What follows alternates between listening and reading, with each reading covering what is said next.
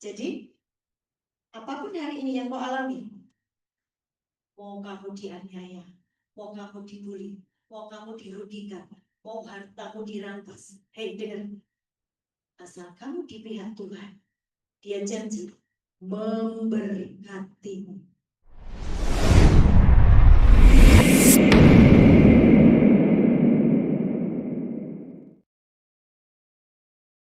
Shalom, silakan duduk.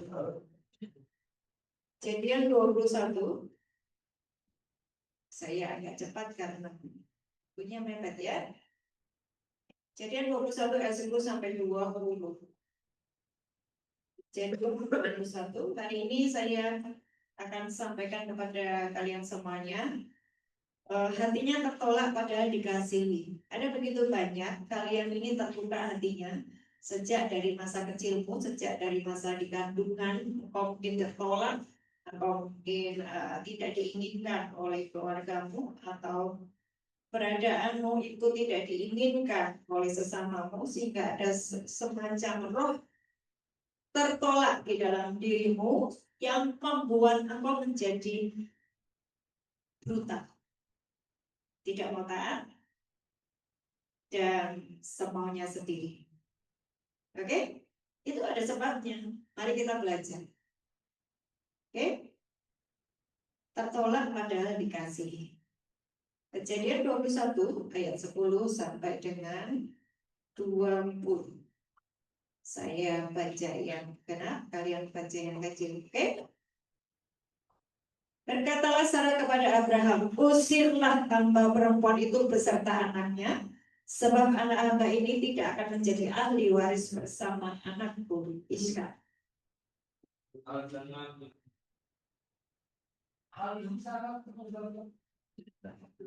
Kalian kan punya Alkitab. Ayo jangan mengandalkan di sini.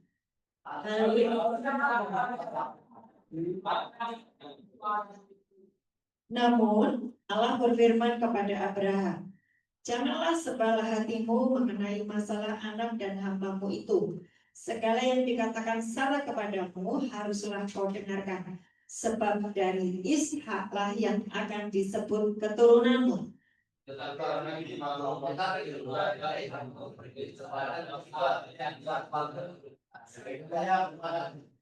Tetapi anak hambamu, ayat 13 ya, saya bacakan ulang. Tetapi anak hambamu itu juga akan kubuat menjadi suatu bangsa karena ia pun keturunanmu. Ayat 14, keesokan harinya pagi-pagi Abraham mengambil roti serta sekantong air, memberikannya kepada Hagar dan meletakkannya di atas bahunya. Lalu bersama anak itu disuruhnya Hagar pergi. Hagar kemudian pergi dan mengembara di padang gurun Berseba.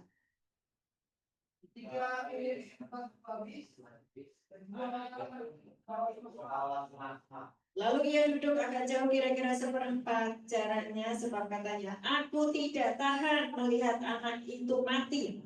Sementara dulu di situ Hagar menangis dengan suara nyaring.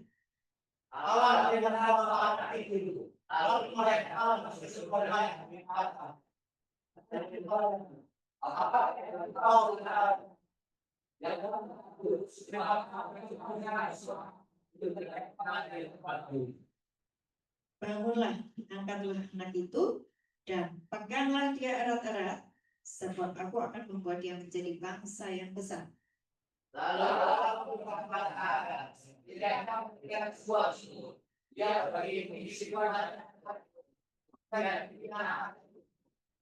Allah menyertai anak itu, dia bertambah besar dan menetap di padang gurun serta menjadi seorang pemanah.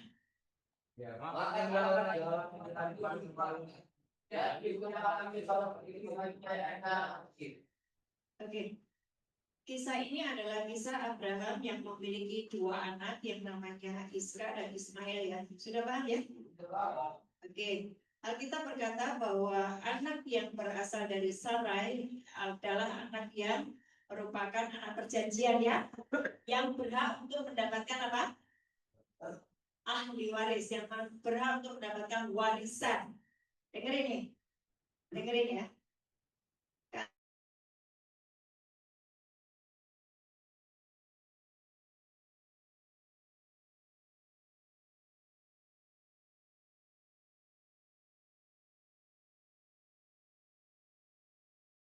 masa depanku suram, ya mungkin orang menolak saya dan bla bla bla semua.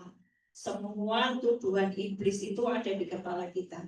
Tapi hari ini kita mau belajar sungguh-sungguh dari firman Tuhan yang disampaikan hari ini di Kejadian 21, bahwa meskipun Ismail yang berasal dari Ibu Hagar itu diusir dari rumah Abraham, oleh karena memang itu sebuah ketetapan Tuhan, ya.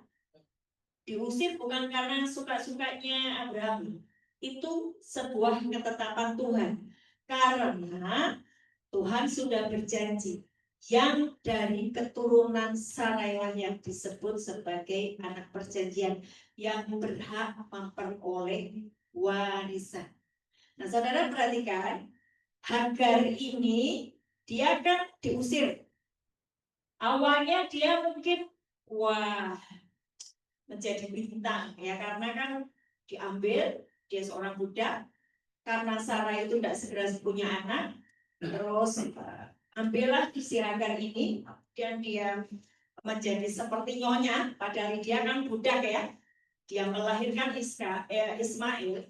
Nah, si Ismail ini awalnya disanjung-sanjung kan, betul ya? Wah, jadi nyonya besar sekarang. Tetapi pada akhirnya dia diusir. Pada akhirnya dia diusir. Dan saudara perhatikan, orang yang diusir itu sakit hati tidak? Tertolak, sakit hati, terluka. Ya, apapun hari ini yang membuat kalian terluka, saya mau di awal tahun 2026 ini kalian mengerti sungguh-sungguh apa yang menyebabkan kalian tidak progres sepanjang tahun 2026. Saya selalu ngajari kepada semua orang yang saya mentori, saya ajari firman, kalian harus memperhatikan waktumu, umurmu. Sepanjang engkau diberi umur sama Tuhan 70 atau 80, harus ada sesuatu yang sudah kau lakukan bagi kerajaan surga. Amin. Nah, perhatikan, si Hagar ini dan si Ismail ini merasa tertolak, dan dampak dari tertolaknya sampai dengan hari ini mereka menganiaya keturunan Ishak. Betul? Yes. Itu bukan karena gimana-gimana. Awalnya yang dari rasa tertolak, diusir tadi. Oke? Nah, sekarang perhatikan kondisi keadaan hidupmu semenjak dari kecil sampai dengan hari ini. Apa yang membuat kalian luka itu harus kau beresin. Nah, sebab Tuhan itu ngomong kayak gini loh, meskipun kamu ini ditolak, tapi tuh aku mengasihi kamu. Betul nggak tadi bilangnya gitu? Kan Hagar sudah putus asa tuh, mau dibuang tuh anaknya. Tapi malaikat Tuhan mendatangi dia dan Tuhan berkata bahwa aku mengasihi dia, aku akan membuat bangsa ini menjadi besar. Ya kan? Ya. Enggak? Tetap dikasih Tuhan enggak?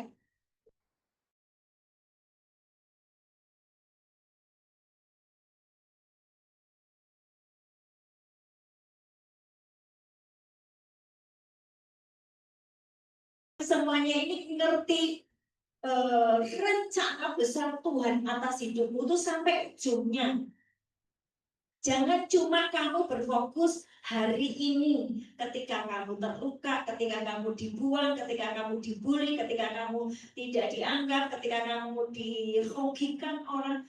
Fokusmu jangan hari ini ketika kamu dikhianati istrimu, ditinggalkan istrimu, atau ketika kamu di PHK, dipecat, kamu dipermalukan, semuanya itu menimbulkan luka di dalam hatimu, betul nggak? Ya.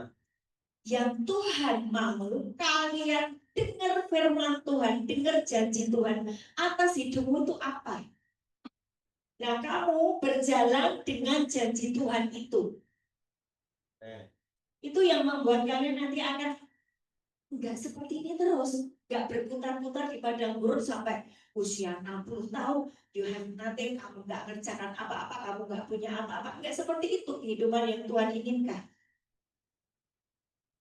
Coba lihat di luar sana, keturunan Ismail itu berhasil tuh kalau mereka yang hatinya bersih, kalau mereka yang hatinya enggak baik.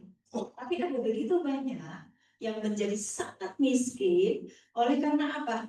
Baik, terluka. Hari ini, apapun yang menjadi luka hatimu, saya mau engkau ngerti bahwa Tuhan berjanji mengasihimu, menyertaimu, memberkatimu. Amin. Ini aja yang dibilang tidak berhak mendapat warisan. Ada? Ya. Kan Ismail dibilang tidak berhak. Ya. Yang berhak mendapat adalah yang Iskak.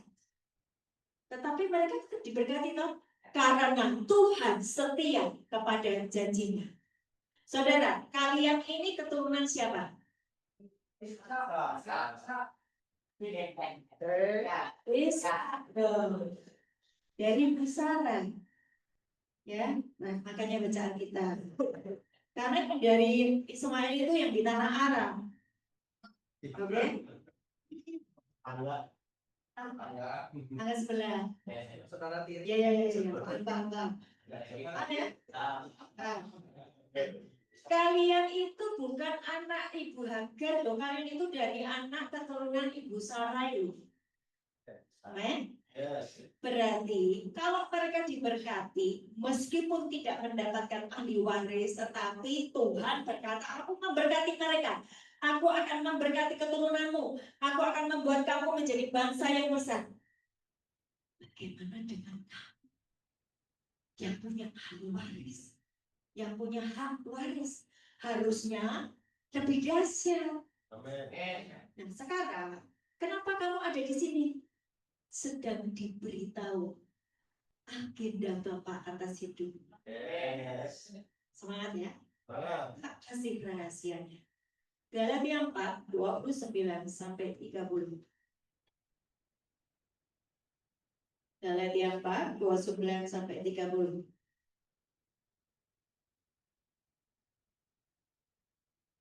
Sudah? 2, 3. Tetapi seperti dahulu dia yang diperanakan menurut daging, dan itu yang diperanakan menurut roh. Demikian juga sekarang ini. Tapi apakah mereka suci? Setelah perempuan itu setelah perempuan itu dikatakan jadi ahli waris bersama-sama dengan anak perempuan mereka. Perhatikan Ismail mengalami yang namanya tertolak karena diusir, dia teraniaya dan biasanya mengalami yang namanya mental korban ya. Dampaknya sampai dengan hari ini keturunan mereka memusuhi keturunan Ishak. Betul ya? Nah, dari sini kalian udah ngerti. Oh, kisahnya begitu. Oh, kenapa mereka begitu tuh? Ternyata ini sudah ditulis di dalam Alkitab. Nah, perhatikan ya. Apa janji Tuhan kepada Ismail? Tuhan akan membuat dia menjadi bangsa yang besar. Tuhan menyertai mereka. Artinya Immanuel itu juga beserta dengan mereka. Betul nggak? Tapi tidak menjadi ahli waris. Maksudnya apa? Dia hanya berhak untuk mendapatkan berkat di bumi. Tapi kalau dia tidak mencengkokkan diri kepada Yesus Kristus, di akhirat dia tidak akan menjadi ahli waris. Gitu loh maksudnya. Ya. Jadi ini dipahami dulu. Saya mau sampaikan sesuatu yang ini kalau kamu renungkan keren. Selalu ada dua, Ishak, Ismail. Oke? Selalu ada dua keturunan yang mendapatkan ahli waris dan yang tidak. Betul kan?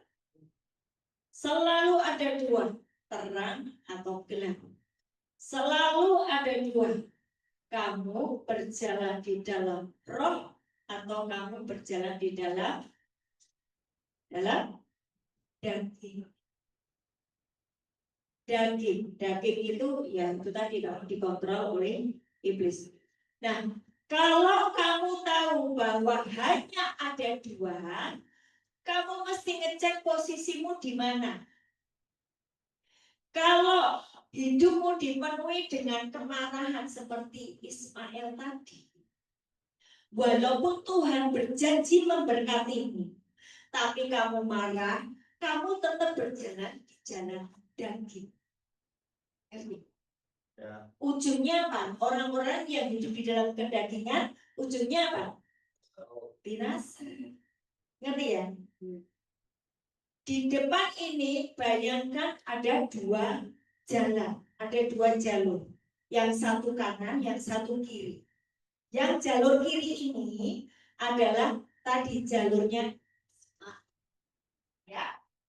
Mereka tidak mendapatkan ahli waris, tapi tetap dikasihi Tuhan.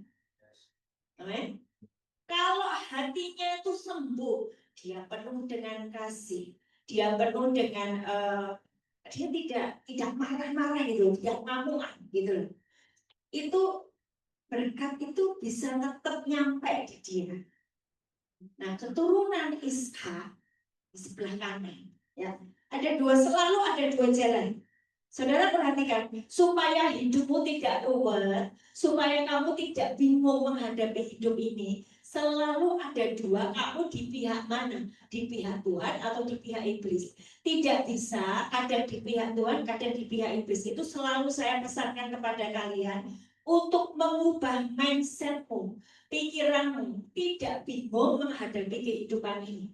Saudara, meskipun engkau dengan masa lalu yang buruk, tapi kalau kamu dari jalur daging tadi, hidupmu dipenuhi dengan kemarahan, narkoba, seks bebas, semua dosa kamu kerjakan, kamu masih ada di jalur kiri. Tetapi perhatikan, tadi walaupun di jalur kiri, Tuhan itu tetap memberkati karena Dia adalah Allah yang penuh kasih. Amin. Tetapi dia tidak akan mendapatkan warisan kehidupan kekal. Saudara mesti lompat. Yohanes 5 ayat 24. Coba baca di Yohanes 5 ayat 24. You pahami, itu bayangkan kamu sedang lompat dari kehidupanmu yang penuh dengan trauma, penuh dengan kemarahan, kegagalan, perzinahan, semua dosa kamu kerjakan. Sebetulnya gampang saja, kamu tinggal pindah. Yohanes 5 ayat 24, 23. Aku berkata kepadamu, sesungguhnya siapa mendengar perkataanku dan percaya kepada dia mempunyai hidup kekal dan tidak jatuh ke hidupku.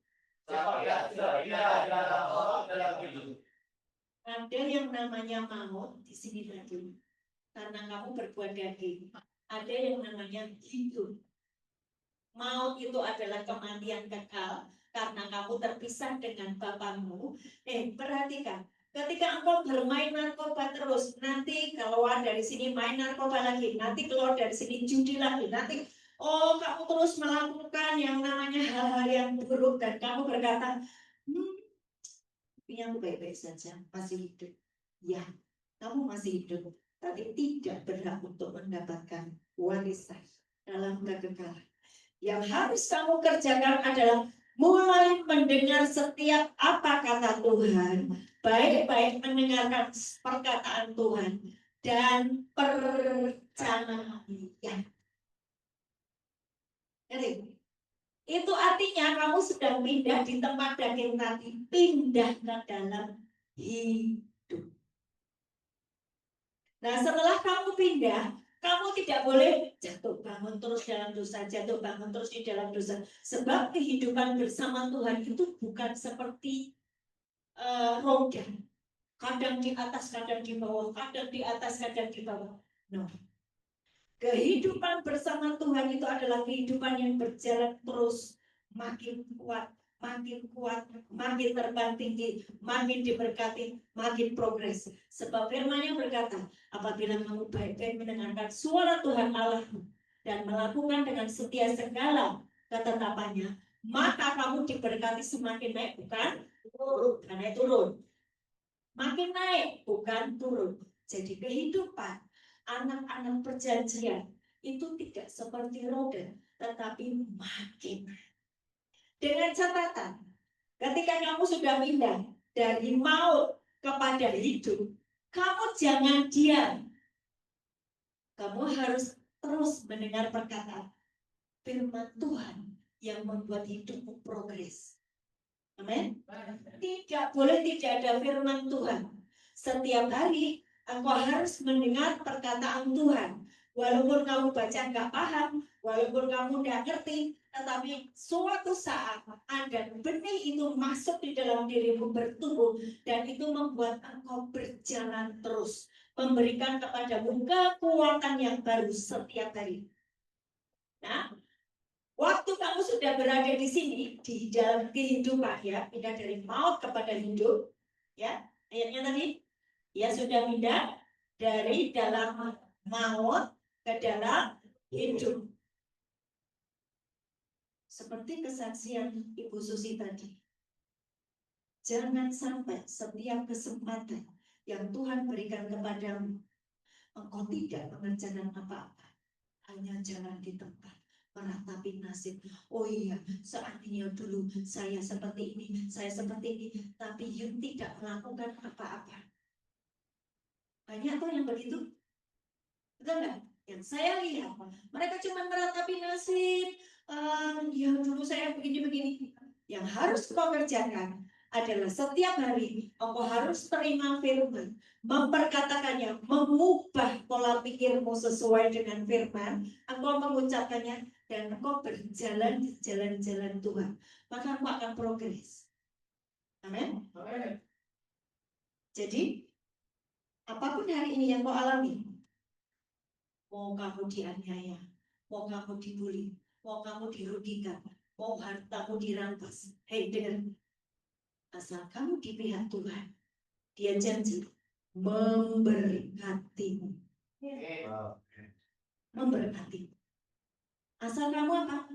Berjalan di dalam jalan kebenaran dan hidup. Waktu kamu berfokus di jalan kehidupan yang sini, yang sebelah kanan ini, kamu udah pindah tuh dari maut. Jangan bermain-main lagi dengan dosa, tetapi engkau terus perkatakan janji Tuhan. Fokus, fokus, fokus pada setiap perkataan Tuhan. Fokus untuk setia, tekun mempelajari firman Tuhan, mempercayai setiap janji-janji Tuhan. Kamu tekun mengerjakannya.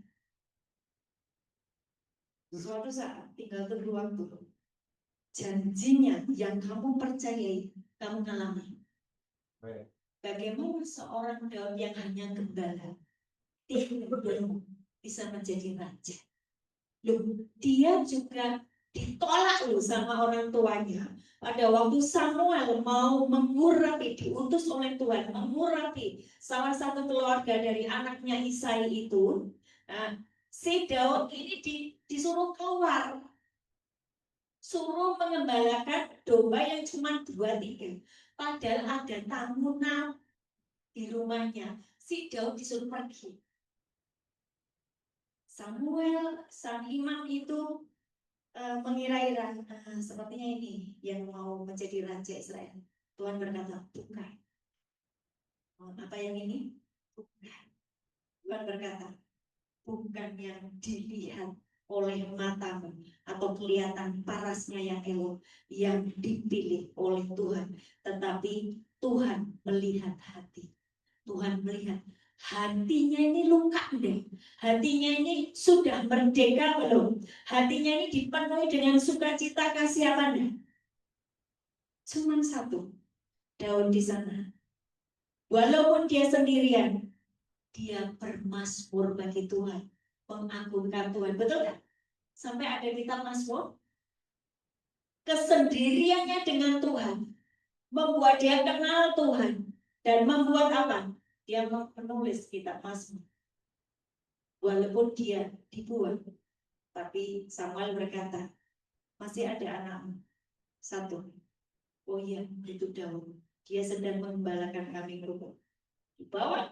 Akhirnya yang diurapi menjadi raja adalah Daud. Siapapun kalian hari ini, beresi hati. Kalau Ismail yang terluka saja, ya, Ismail yang dibuang, yang bukan ahli waris aja diberkati, apalagi kamu adalah ahli waris. Apapun masa lalu, saya mau kalian berubah. Di tahun 2026 ini, saya berkata, di dalam nama Tuhan Yesus, masa depanmu sungguh ajaib. Amen. Karena kamu mulai mengampuni masa lalu. Kamu mengampuni orang tuamu.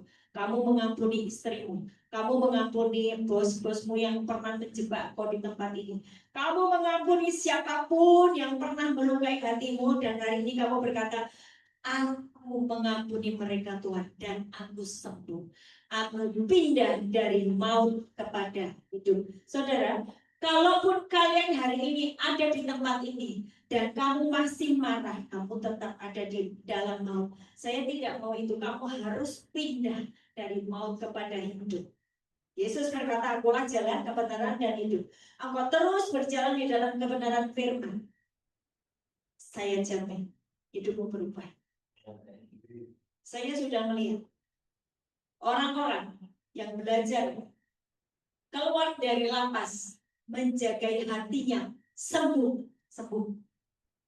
Masa depannya sudah dijamin Tuhan. Dia tidak perlu susah-susah. Ada sebuah, dia itu, Tuhan itu adalah ahli menaruh orang-orang di tempat yang tepat yang Tuhan sudah sediakan. Tapi perhatikan, dia melihat hati.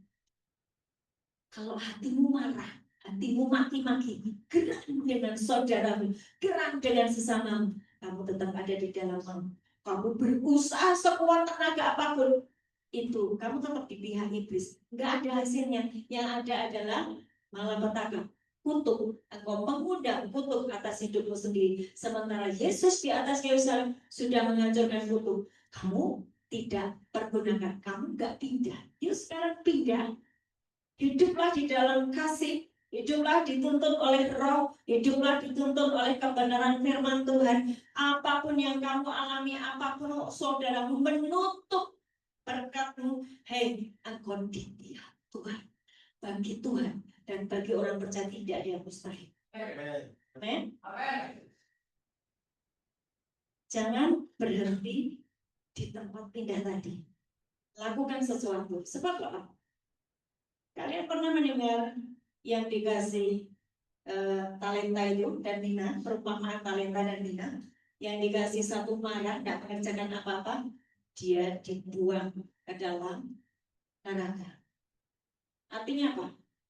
Artinya apa sih Bu? Dikasih mina, dikasih talenta, yang dikasih mina 5 menghasilkan 10 kota, dipercaya 10 kota, itu artinya apa sih?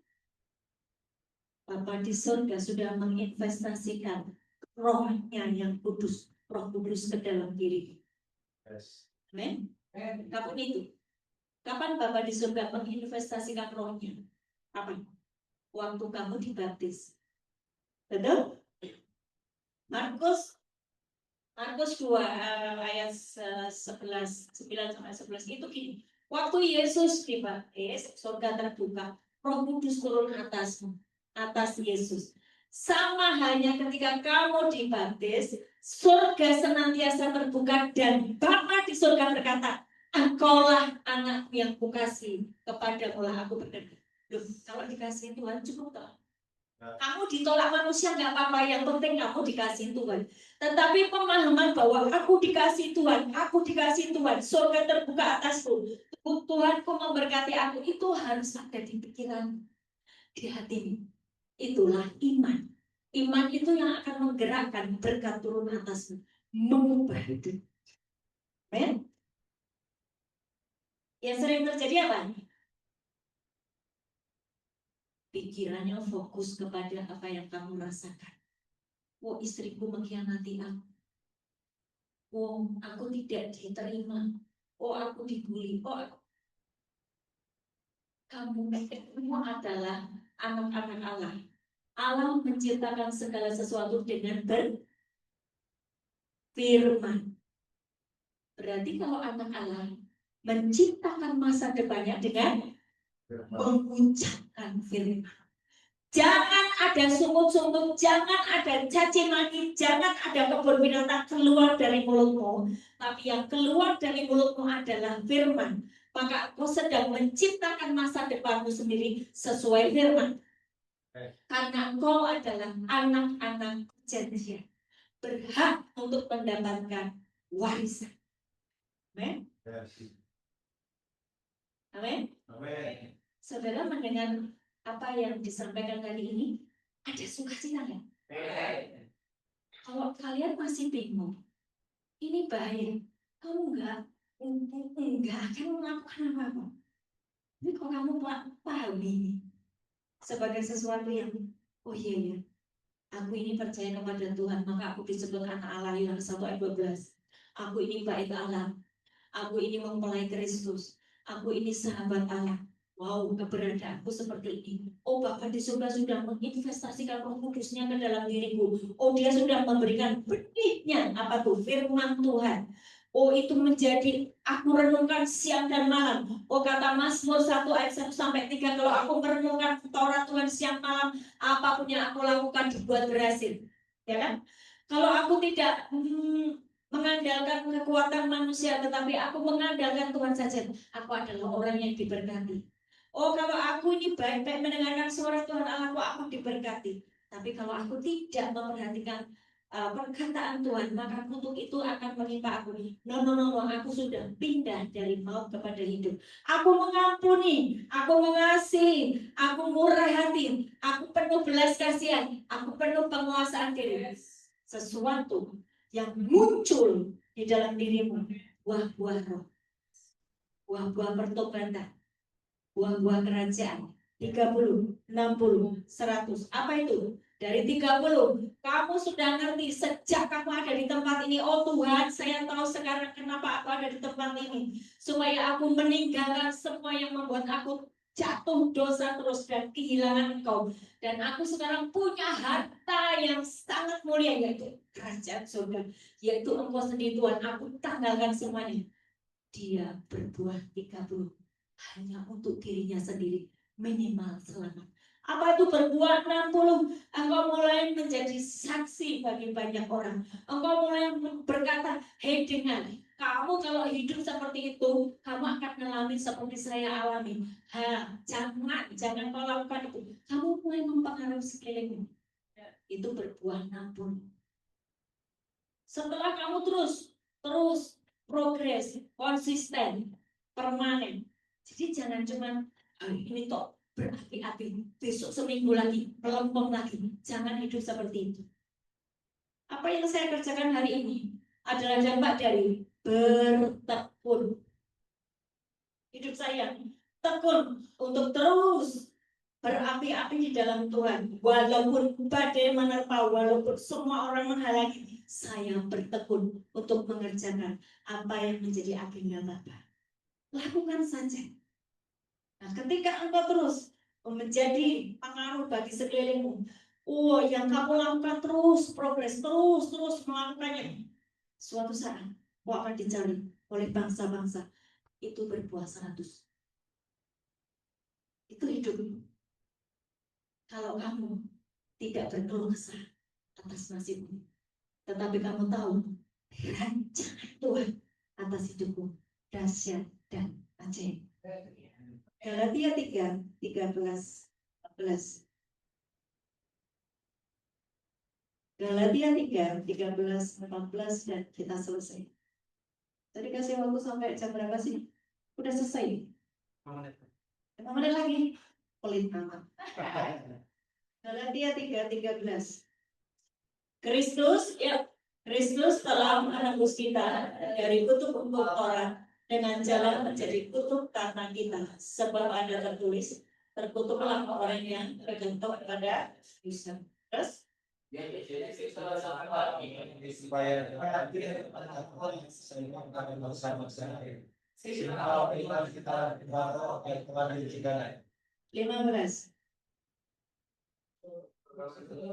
Saudara salah, baiklah menggunakan suatu contoh dari hidup sehari-hari. Sholat puasa dan telah disana.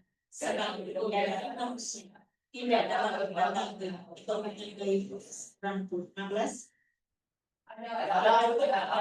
mengucapkan segala janji dan pada keturunannya tidak katakan pada keturunan seorang orang diucap banyak orang, tetapi hanya satu orang dan kepada keturunan yaitu Yesus Kristus. 22 dengan cepat ya.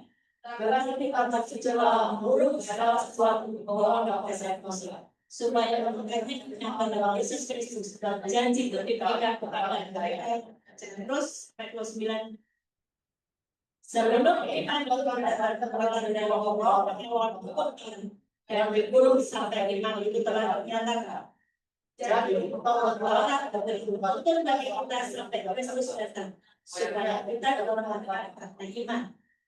Sekarang tinggal di tengah kata itu kita tidak berada di bawah pengawasan tertutup. Sebab kamu semua adalah anak-anak karena iman di dalam Yesus Kristus. Karena kamu semua berbatas dalam Kristus, Allah mengenakan Kristus. Allah tidak ada apa yang memberikan dapat melakukan pertemuan dan satu dalam Kristus 29. Dan segala adalah Kristus, maka kamu sudah dalam keturunan yang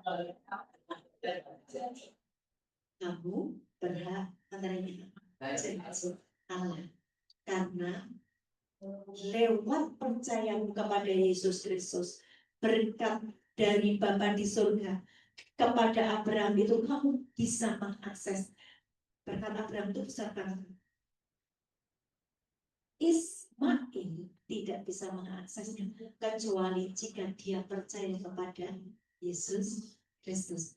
Kalian yang sudah percaya kepada Yesus Kristus, jangan khawatir tentang warisan. Jangan khawatir tentang rezeki. Ketika kamu memperoleh Yesus Kristus, itulah warisan. Kamu pemilik segala sesuatunya. Kamu kaya raya. Tapi pikiranmu jangan marah-marah terus. Kalau pikiranmu marah-marah terus, kamu masih di dalam maut. Dan iblis berhak untuk mencuri, membunuh, membinasakan. No, kamu harus pindah dari maut kepada hidup. Dan kamu terus ucapkan firman Tuhan. Hidup di dalam janji-janjinya. Dan kamu adalah orang yang sangat diberkati. Katakan amin. Tuhan Yesus memberkati.